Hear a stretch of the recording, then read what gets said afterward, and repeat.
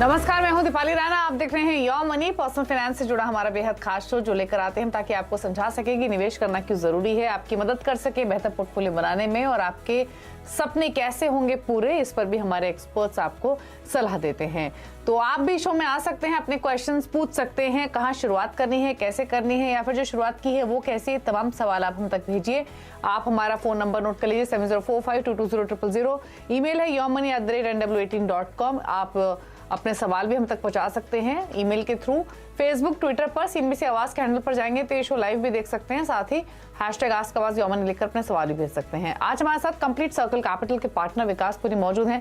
विकास जी नमस्कार, स्वागत है आपका। और क्वेरीज लेंगे उससे पहले एक चीज समझना चाहेंगे कि जब मार्केट में वॉलेटिलिटी होती है, गिरावट आती है, तो बहुत सारे इन्वेस्टर्स को कंफ्यूजन होता है कि क्या म्यूचुअल फंड्स में इस समय एंट्री लेनी चाहिए या फिर नहीं, बाजार गिर रहा है तो क्या दूर रहें, SIPs चल रही हैं तो क्या रोक दें। तो ऐसे में ये तमाम जो एप्रीहेंशंस एक इन्वेस्टर के मन में होती हैं, क्या ये सही है या फिर इस तरीके की वॉलेटिलिटी और गिरावट एक अच्छा मौका होता है एंट्री लेने का। तो बेसिकली इस तरीके के मार्केट में एक म्यूचुअल फंड इन्वेस्टर की अप्रोच क्या होनी चाहिए? धन्यवाद दीपाली जी। उम्मीद करता हूँ कि आपके क्रिसमस सेलिब्रेशन अच्छी रही होंगी और फेस्टिव सीजन 2 साल के बाद अगर आप देखेंगे तो दिवाली हो, क्रिसमस हो या जो भी आपके गणपति फेस्टिवल हुए, तो एक लोगों में काफी अच्छा जोश देखा हमने। और जोश का मतलब ये हो कि अच्छी स्पेंडिंग नजर आ रही है अगर आप एक जनरल ऑब्जर्वेशन करें। अब उस दौरान क्या होता है कि मार्केट में थोड़ी सी वॉलेटिलिटी हुई, थोड़ा सा करेक्शन हुआ। और दीपाली अगर आप जनरल टेंडेंसी देखेंगे तो हम लोग हमेशा भागते हैं कि मॉल में सेल कब लगेगी या अमेजन या फ्लिपकार्ट कब ग्रैंड सेल, इंडिया सेल्स जो होती हैं वो कब करेंगे। वहां हम देखते हैं कि चीजें कब सस्ती मिल रही है तब हम खरीदेंगे। और जब हमें स्टॉक मार्केट में स्टॉक्स या म्यूचुअल फंड्स में हमें NAV थोड़ी सी नीचे गिरने के बाद में ज्यादा यूनिट मिलने के चांसेस होते हैं या हमें स्टॉक्स थोड़े से डिस्काउंट पे मिल रहे हैं तो हम घबरा जाते हैं। हम वेट करते हैं कि स्टॉक कब महंगे हो तब हम मार्केट में एंट्री करेंगे। तो ये टेंडेंसी बिल्कुल गलत है जो आप पर्सनल लाइफ में करते हैं कि कब डिस्काउंट चल रहा है तब जाके हम अपने कपड़े या जो भी आप व्हाइट गुड्स खरीदते हैं। उसी तरीके से कैपिटल मार्केट्स में भी आपका बिहेवियर एटीट्यूड होना चाहिए कि जब करेक्शन हो रही है तो उस समय उस करेक्शन का बेनिफिट उठाइए और स्टैगर्ड मैनर में खरीदिए, डोंट गेट कैरिड अवे। हाँ, लेकिन आप अपना STP रूट से या SIP रूट से इन करेक्शंस में बाइंग जरूर करिए, क्योंकि ऐसा नहीं है कि ये जिंदगी की लास्ट करेक्शन थी, आगे नहीं होगी, या ये पहली करेक्शन है और लोगों को कुछ समझ में नहीं आ रहा। आप पूरा 30, 40, 50 साल का हिस्ट्री देख लें कैपिटल मार्केट्स का। करेक्शंस आती हैं, फिर रैली आती है, फिर करेक्शन आती है, फिर रैली आती है। बट ओवरऑल लॉन्ग टर्म में अगर आप देखेंगे तो 13-14% की CAGR से हमारा निफ्टी हमें रिटर्न दे रहा है और वो देता रहेगा आगे। तो इसलिए करेक्शंस को हेल्दी तरीके से लीजिए, पैनिक मत होइए, don't sell, it's a time to buy. अच्छा, ठीक है। तो एक चीज और विकास जी, एक तो ये कि कंसीडरिंग कि मार्केट के आगे की सिचुएशन कैसी रहती है, किस कैटेगरी ऑफ फंड्स पर ज्यादा ध्यान देना चाहिए? क्योंकि अगर आप देखेंगे अब इस साल के भी मोमेंटम या पिछले 2 महीने के मोमेंटम, तो लार्ज कैप्स की चाल अलग रही है, मिड कैप्स की चाल अलग रही है। तो बेसिकली इस तरीके के मार्केट में क्या कुछ स्पेसिफिक पॉकेट्स पर ध्यान देना चाहिए म्यूचुअल फंड इन्वेस्टमेंट की जब हम बात करते हैं? दूसरे साथ साथ एक और इम्पोर्टेंट सवाल ये कि बहुत सारे इन्वेस्टर्स ऐसे भी होंगे जिन्होंने 2020 से SIP शुरू की होंगी, जो अच्छे प्रॉफिट्स में, ऑल्दो उनका गोल अभी 3 साल दूर है, लेकिन वो अच्छे प्रॉफिट्स में है। तो क्या प्रॉफिट्स लेना चाहिए या अपनी इन्वेस्टमेंट्स को कंटिन्यू करना चाहिए? प्रॉफिट बुकिंग तो गोल के हिसाब से ही होनी चाहिए कि यदि आपका गोल अब से 2 या 3 साल के बाद है तो ये अभी एकदम से एग्जिट का कोई नहीं बनता है। हाँ, यदि आप ये मान के चलिए कि आपको इमीडिएटली अगले 2 या 3 महीने में आपका गोल आने वाला है और आपका प्रॉफिट में है पोर्टफोलियो, बट आप सोचते हैं कि नहीं अभी 2 महीना वेट करते हैं, शायद ऊपर चला जाए, तो वो स्ट्रैटेजी अच्छी नहीं रहेगी। तब प्रॉफिट बुकिंग कर लेना चाहिए यदि आपका गोल बहुत पास में है। यदि आपका गोल 1 साल के ऊपर है तो फिर मुझे लगता है कि यहाँ पे एग्जिट नहीं करना चाहिए। एक तो ये हो गया। दूसरा, अगर आप देखेंगे जितना हैवी सेलिंग FIIs का पिछले 1 साल में हुआ है और जितनी वॉलेटिलिटी हो गई रशिया यूक्रेन को लेके या दूसरे अभी जो स्केयर आ गए या इंटरेस्ट रेट हाइक हो गया, हम ये एडवाइस करते हैं कि अभी थोड़ा सा पोर्टफोलियो जो है लार्ज कैप की तरफ बाइंग ज्यादा करिए, बिकॉज जब आपके FIIs वापस आएंगे तो लार्ज कैप स्टॉक्स या जो आपका मेन स्ट्रीम स्टॉक्स रहते हैं, इकोनॉमी के ड्राइवर्स होते हैं, उसके ऊपर फोकस ज्यादा होता है। तो आपका पहले लार्ज कैप फंड्स की रैली आने के चांसेस ज्यादा रहते हैं। Don't be very aggressive on the small and mid cap side. Exposure वहां पे भी लीजिए, लेकिन आपका जो अगर पूरा रेशो है तो उसमें रेशो में लार्ज कैप आपका मे बी अराउंड 50-60% से के आसपास होना चाहिए, और मे बी 70% एंड 30% आप मिड एंड स्मॉल कैप में एक्सपोजर लीजिए। ये मैं फ्रेश जो बाइंग है, ये करंट सिनेरियो है, उसकी बाइंग को देखते हुए बोल रहा हूँ। ओके, चलिए, तो ये सजेशन है आपके लिए आपके म्यूचुअल फंड पोर्टफोलियो को लेकर। एक जेनरिक स्ट्रैटेजी आपकी क्या होनी चाहिए वोलेटाइल मार्केट में, वो आपको विकास जी ने बताइए। लेकिन चलिए क्वेश्चंस लेते हैं अब। नानी गोपाल देव हमारे साथ सिलचर असम से फोन लाइन पर मौजूद हैं। देव साहब नमस्कार, बताइए क्या सवाल है। हाँ जी, नमस्कार मैडम। मैडम, मेरा इन्वेस्टमेंट अभी टोटल 4 फंड्स में है। उसमें 2 मल्टी कैप, Okay. एक फ्लेक्सी कैप एंड एक स्मॉल कैप है। एवीएसएल मल्टी कैप में 5000, ठीक है। कोटक मल्टी कैप में 5000 एंड एसबीआई फ्लेक्सी कैप 5000 और निप्पन स्मॉल कैप 3000। तो मेरा लक्ष्य है अराउंड 60 लाख 18 साल में, and for children study and other expense purpose, और 1 करोड़ रुपया चाहिए लगभग। ओके, और उसी के For 2-3 साल retirement. बाद में फॉर रिटायरमेंट पर्पस। ओके, एक चीज बताइए गोपाल जी कि आपने एसआईपीस कब स्टार्ट की थी, कितना समय हो चुका है इन एसआईपीस को? ये सारे है कि 5 साल हो चुके हैं मैडम। 5 साल हो चुके हैं, तो यानी 5-5.5 लाख के आसपास की आपकी एग्जिस्टिंग पोर्टफोलियो वैल्यू है। यहाँ से 18 साल बाद बच्चों की हायर एजुकेशन के लिए 60 लाख चाहिए, और अब से 20 इयर्स बाद रिटायरमेंट के लिए चाहिए 1 करोड़। 18,000 की एसआईपीज हैं। अच्छी बात यह है कि इन्होंने बहुत क्लटर्ड नहीं किया है पोर्टफोलियो 18,000 के अमाउंट के लिए। 5-5 हजार की 3 एसआईपीज रखी है, एक है इनके पास 3,000 की, तो एक है आदित्य बिरला का multi cap, Kotak multi cap, Nippon India small cap और एसबीआई फ्लेक्सी कैप। तो बताइए इनका पोर्टफोलियो कैसा है, प्लस इनके गोल्स पर विकास जी आपके सजेशंस। देव जी, ओवरऑल आपका स्ट्रैटेजी अच्छा है। मुझे अच्छा लगा कि आपने बहुत ज्यादा उसको नंबर ऑफ फंड्स को नहीं लिया है, बट मुझे ऐसा लगता है कि आपका जैसे ये मल्टी कैप और फ्लेक्सी कैप लेके तो आपका थोड़ा सा ओवरलैप के चांसेस ज्यादा बढ़ जाते हैं पोर्टफोलियो के।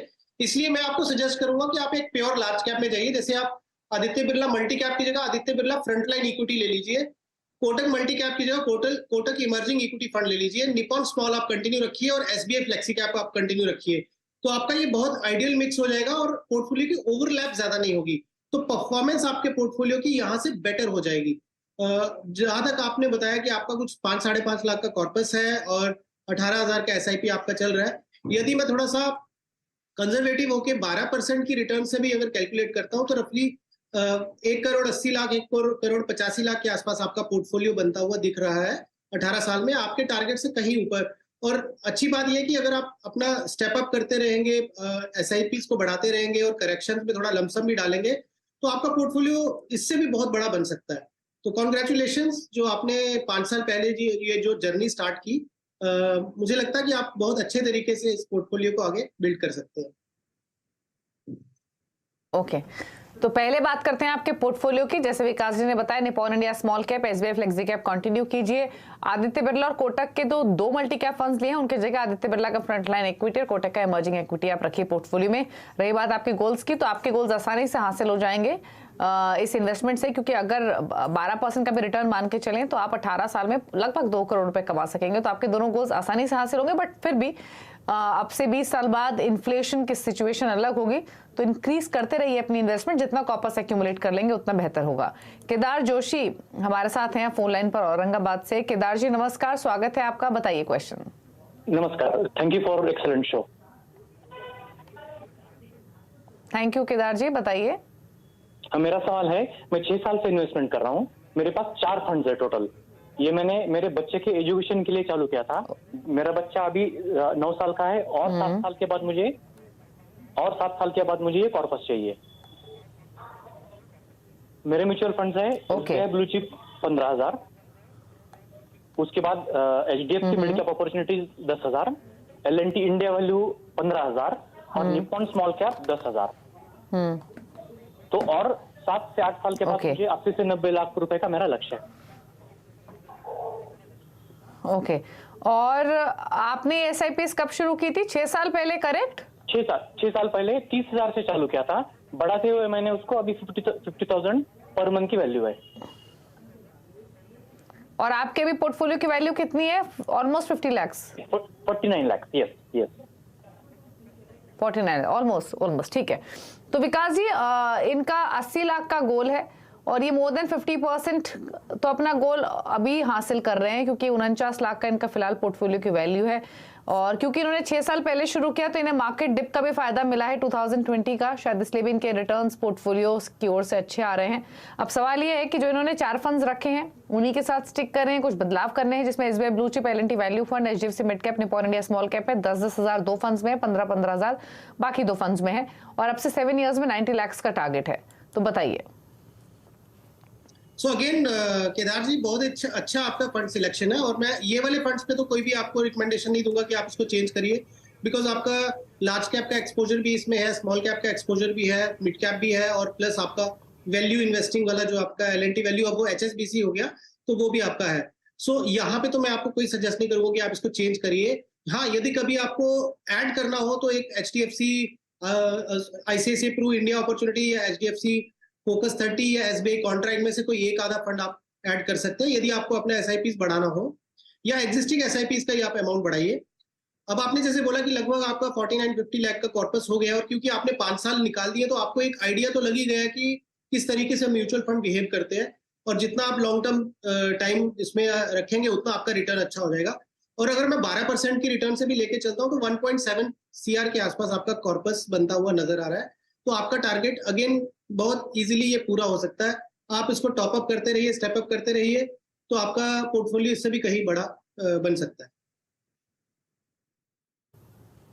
ओके चलिए, तो पोर्टफोलियो आपका अच्छा है, उन्हीं फंड्स के साथ कंटिन्यू कीजिए। अच्छी बात यह है कि आप 90 लाख की बात कर रहे हैं, बल्कि आप एटलीस्ट 2.25 करोड़ रुपए कमा सकेंगे इस पोर्टफोलियो से और हो सकता है ज्यादा भी कमा ले अगर 12% ज्यादा के रिटर्न मिलते हैं तो।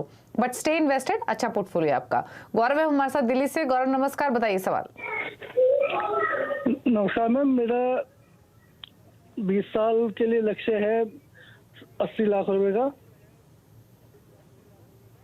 ओके अभी मेरे पास करंट में एक, अभी कितनी की एसआईपी अभी को? मैंने एक एसआईपी ले रखी है इस समय 3000 पर मंथ की। ओके एक्सिस ब्लू चिप लिया हुआ है आपने? हाँ जी ठीक है। ओके और इसके अलावा आप और एडिशनल एसआईपी भी करना चाहते हैं? हाँ जी मैम, मैं 10,000 रुपए पर मंथ तक का इन्वेस्ट कर सकता हूँ।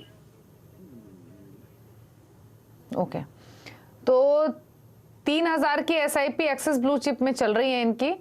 10,000 की टोटल एसआईपी कर सकते हैं। 70 से 80 लाख का लक्ष्य है 20 साल में। बताइए जी। सो अभी आपकी जो एक एसआईपी चल रही है एक्सिस ब्लू चिप फंड की, तो अच्छा फंड है वो, उसको कंटिन्यू आप करिए।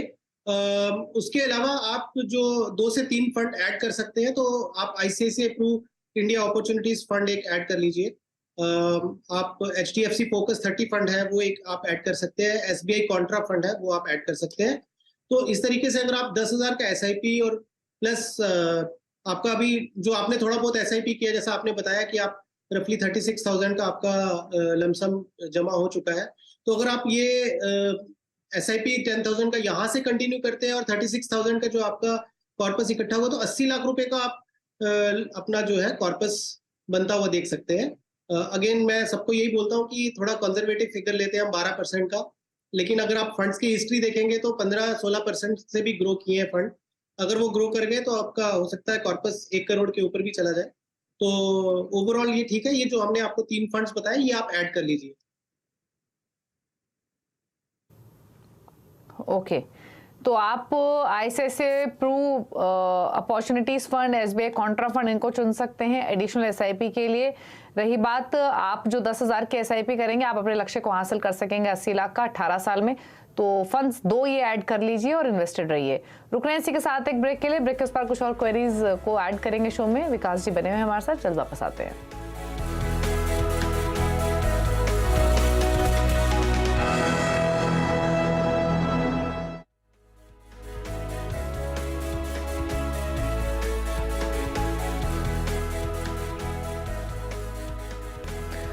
आप देख रहे हैं योम मनी। हमारे साथ विकासपुरी मौजूद हैं कंप्लीट सर्कल कैपिटल से। आपके क्वेश्चंस को आंसर करने के लिए अगला सवाल ईमेल के थ्रू ले लेते हैं। प्रशांत कुमार ने भेजा है, 29 साल इनकी उम्र है, 60,000 की SIP ये कर रहे हैं, 15 साल में 3.5 करोड़ का टारगेट है।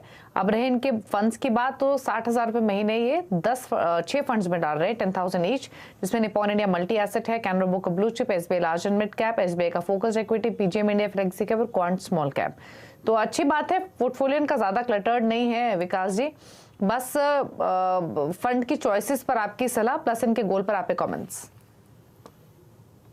दीपाली जी, प्रशांत का जो जैसे मल्टी एसेट फंड है उसमें इनको कॉमोडिटी का एक्सपोजर भी मिल जाएगा और US equities plus Indian equities and so मतलब इट्स अ गुड फंड। अभी थोड़ा सा वो अंडर परफॉर्म किया बट आई वुड सजेस्ट कि आप कंटिन्यू करिए। उसके अलावा बाकी वाले इनके फंड्स ठीक है। मैं थोड़ा सा इनको चेंजेस ये बताऊंगा कि इनको कैनरा रोबेको जो ब्लू चिप फंड है उसकी जगह पे आप मेरे एसेट का लार्ज कैप फंड ले लीजिए। सो लार्ज कैप कैटेगरी में वो ज्यादा अच्छा फंड है और PGM फ्लेक्सी कैप की जगह पे HDFC फोकस 30 ले लीजिए।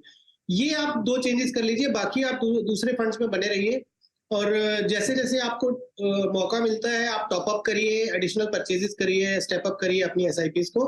आपका जो टारगेट है वो अज्यूमिंग 12 to 13% के ग्रोथ रेट से होगा तो कंफर्टेबली आपका टारगेट अचीव हो जाएगा। और लुक्स लाइक कि ये सारे फंड्स का हिस्ट्री है कि अगर आप 5-7 साल के ऊपर का टेन्योर देखेंगे तो ये सब फंड्स 13, 14, 15% की रिटर्न जनरेट करते हैं। तो आई एम होपफुल दैट कि आपका टारगेट पूरा हो जाएगा। ये 2 चेंजेस आप कर दीजिए तो पोर्टफोलियो थोड़ा सा और एफिशिएंसी बढ़ जाएगी। तो लक्ष्य तो हासिल कर सकते हैं इस SIP से, बस थोड़े से बदलाव करने की जरूरत है। कुछ फंड्स है जिनसे आपको निकलना है, कुछ फंड्स आप नए ऐड कर सकते हैं। सुशील कुमार ने भी एक सवाल भेजा है हमें ईमेल पर। 37 साल इनकी उम्र है, फिलहाल 11,500 की इनकी SIP चल रही है। 5 साल में कितना कॉर्पस एक्यूमुलेट कर सकेंगे ये जानना चाहते हैं और पोर्टफोलियो को डाइवर्सिफाई भी करना चाहते हैं।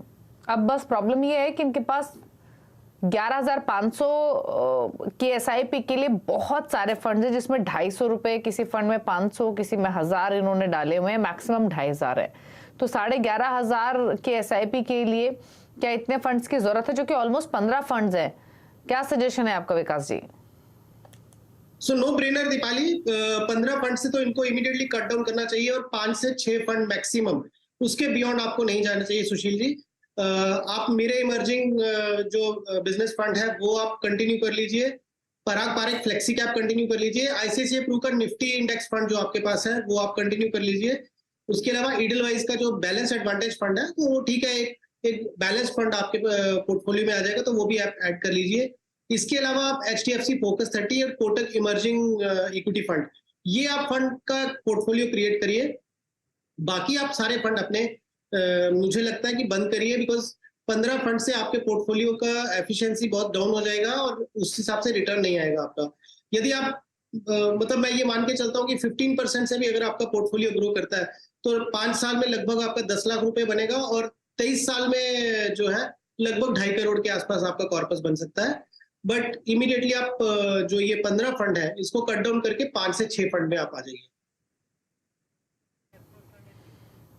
ओके, चलिए, तो आपको बहुत सारे बदलाव करने हैं। एक तो इतने सारे फंड्स की जरूरत नहीं है। जो आपके पोर्टफोलियो के फंड्स है उसमें सिर्फ जो आपके एग्जिस्टिंग पोर्टफोलियो में से सिर्फ 4 फंड्स रखिए। Mirae asset blue chip, Parag Parikh flexi cap, ICICI prudential Nifty 50, Edelweiss balance advantage, बाकी सभी फंड से निकल जाइए। और इन 4 फंड्स के अलावा आप 2 फंड्स और ऐड कर सकते हैं नए, वो है HDFC फोकस 30 और कोटक इमर्जिंग इक्विटी। सिर्फ ये 6 फंड्स रखिए, इतने सारे फंड्स की जरूरत नहीं है। चलिए, उम्मीद करते हैं आप नेसेसरी चेंजेस करेंगे अपने पोर्टफोलियो में।